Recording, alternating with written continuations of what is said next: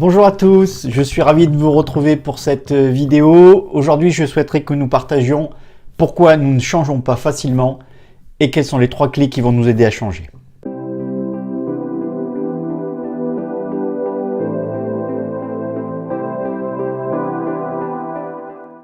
Pour démarrer, je voudrais vous raconter l'histoire de Patrick et Nathalie. Patrick a 35 ans, il a travaillé pendant une quinzaine d'années dans une entreprise de services informatiques. Il y a à peu près 2 ans de ça, cette entreprise a dû le licencier. Il s'est dit que c'était peut-être le bon moment pour lui pour créer son activité. Après 2 ans de business, il se rend compte que sa démarche commerciale n'est pas suffisamment active. Pourtant, il a parcouru des dizaines d'articles sur Internet traitant de ce sujet-là, il a lu plein de bouquins sur le développement commercial, il a pu observer chez ses amis entrepreneurs la façon dont il se prenait, avec forcément plus d'actions et plus de résultats. Son expert comptable lui amène son bilan de fin d'année et le couperet tombe. Si Patrick ne développe pas son chiffre d'affaires dans les quelques mois qui arrivent, il devra mettre la clé sous la porte. Patrick sait tout ça, il en a conscience et pourtant, il ne change pas. L'histoire de Nathalie maintenant. Nathalie a 36 ans, elle a fait beaucoup de sport dans sa jeunesse et il y a encore quelques temps. Et aujourd'hui, elle s'observe dans le miroir de la salle de bain. C'est vrai qu'elle a pris un petit peu de poids ces dernières années. Il faut dire qu'elle a eu 2 enfants, il faut dire que son activité professionnelle est très chargée, qu'elle l'a éloignée progressivement de ses différentes activités sportives et d'une alimentation saine. Lorsque Nathalie s'observe dans le miroir, elle voit bien, elle imagine qu'elle a à peu près une dizaine de kilos à perdre. Elle sait que pour ça, elle va devoir réintroduire une ou plusieurs activités physiques dans son emploi du temps, se nourrir de façon différente. Nathalie sait tout ça. Elle en a conscience, et pourtant, elle ne change pas. Comme Patrick et Nathalie, vous avez pu vous rendre compte à quel point il peut être difficile de changer dans certains registres de notre vie. Arrêter de fumer, retrouver un emploi, consacrer plus de temps à son développement commercial, faire plus de sport, manger plus sainement, etc. Le changement commence par une prise de décision. Et je pense que vous avez pu remarquer que quasi systématiquement, cette prise de décision survient dans un contexte qui nous paraît vraiment défavorable. C'est lorsque la situation nous paraît défavorable, problématique, intolérable, que nous prenons la décision de changer. Survient alors un déclencheur de prise de conscience qui peut être interne ou externe. Je m'observe dans le miroir. Je tousse tous les matins parce que je fume mes 2 paquets par jour. Ma femme me dit que j'ai pris du poids. Je regarde mon compte en banque. Mon comptable me présente mon bilan de fin d'année. Partant de là, je pourrais me dire que je n'ai d'autre choix que de changer. Et pourtant, ce n'est pas encore si simple. La plupart d'entre nous avons dans notre cerveau un programme qui consiste à nous éloigner d'une situation qui nous paraît intolérable. Rappelez-vous par exemple ce rapport de stage, ce mémoire, ce compte-rendu de réunion. Vous aviez 3 mois pour le rendre. Vous auriez pu y consacrer 20 minutes par jour, faire ça tranquillement, le rédiger, le lire, le relire, le faire relire, le présenter de façon adaptée pour pourquoi pas le remettre quelques jours avant l'échéance. Rappelez-vous comment vous l'avez fini à l'arrache le jour J en ayant consacré toute la nuit précédente, en n'ayant pas dormi pour pouvoir rédiger votre compte rendu, votre rapport.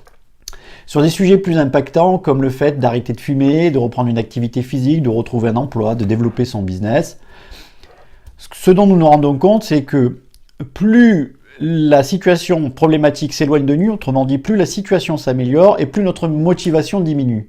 Notre motivation pour maintenir nos efforts dans le temps diminue avec le fait de nous éloigner de la situation problématique. Donc, le premier problème qui se présente à nous, c'est que nous sommes majoritairement motivés par le fait de nous éloigner d'une situation problématique. Et plus cette situation problématique s'éloigne, autrement dit, plus elle s'améliore, et plus notre motivation à maintenir notre effort dans le temps décroît. Le deuxième problème que nous rencontrons, c'est que nous sommes des êtres complexes, dont le cerveau est composé de différentes parties.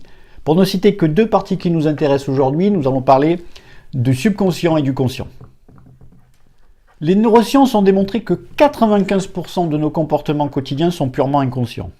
Ce sont des programmes acquis, stockés par notre éducation, que ce soit avec nos parents ou à l'école, ou au contact de la société.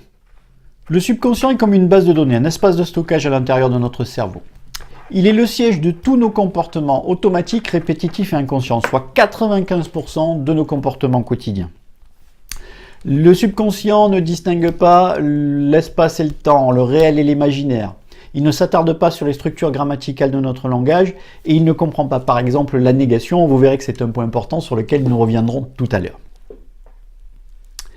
Le conscient, quant à lui, distingue le réel de l'imaginaire, laisse passer le temps, comprend et s'attarde sur les structures grammaticales de notre langage. Il est le siège de nos décisions conscientes et de la raison. Pendant longtemps, nous avons cru que nous étions des êtres rationnels, capables de prendre pour nous-mêmes et pour les autres des décisions logiques. Or, nous savons aujourd'hui que nous créons notre vie que sur 5% du temps, avec nos souhaits et nos désirs. Mais 95% de notre vie est composée d'habitudes, de ces programmes acquis dont nous venons de parler et qui sont la source de tous nos problèmes. Alors, comment changer ? En fait, il y a deux éléments importants à prendre en compte lorsqu'on veut changer. Le premier, c'est de maintenir sa motivation dans le temps, en identifiant ce que je veux à la place de ce que je ne veux plus, et en me fixant des objectifs. Ok, perdre du poids, ne plus être en surpoids, ne plus être en déficit, ne plus m'énerver, ne plus être stressé, ça c'est ce que je veux plus, mais qu'est-ce que je veux à la place ? Et là, il ne suffit pas de formuler ce que je ne veux plus de façon plus ou moins positive. Arrêter de fumer, cesser de fumer, c'est la même chose. Être en surpoids ou perdre du poids, c'est la même chose. Ok, c'est qu'est-ce que je veux à la place ? Si je perds du poids, qu'est-ce que ça va me permettre de faire plus, d'être plus, d'avoir plus ?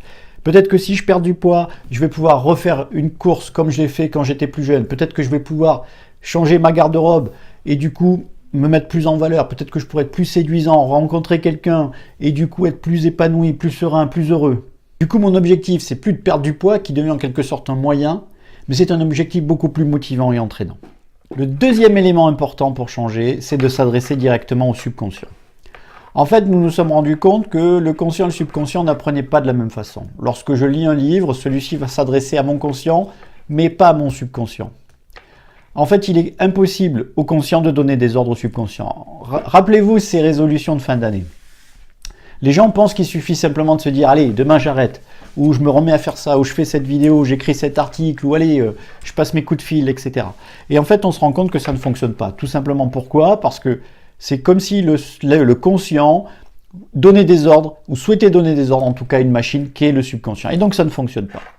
En fait, il existe trois façons principales de mobiliser le subconscient pour le changer. La première concerne toutes les techniques d'accès direct au subconscient, par exemple via l'hypnose, la programmation neurolinguistique ou les métaphores.